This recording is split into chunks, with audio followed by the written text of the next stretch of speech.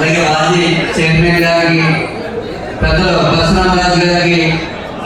George గారికి, అప్పాజీ గారికి, అలా వేదిక మీద అందరూ అలాగే ముఖ్య అతిథిగా ఇచ్చేసిన మన బిఆర్కే అలాగే మన కూడా చైర్మన్ ప్రణవ్ గారు కూడా మన ముఖ్యంగా బిఆర్కే ఎంపీ గారు రాజేంద్ర గారు కూడా ధన్యవాదాలు తెలియజేసుకుంటూ ఈ టీజీఎఫ్ కుటుంబ సభ్యులందరికీ కూడా ప్రతి సంవత్సరం ఇదే మాదిరిగా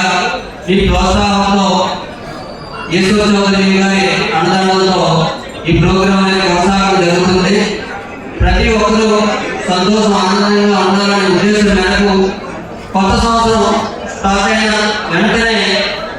మన పాత్రికేయ మిత్రులకు వాళ్ళ కుటుంబానికి ఏదో ఉపయోగం చేయాలనే ఒక మంచి ఉద్దేశంతో పుట్టింది టీజీఎఫ్. దీన్ని ప్రతి సంవత్సరం దినదిన అభివృద్ధి చేస్తూ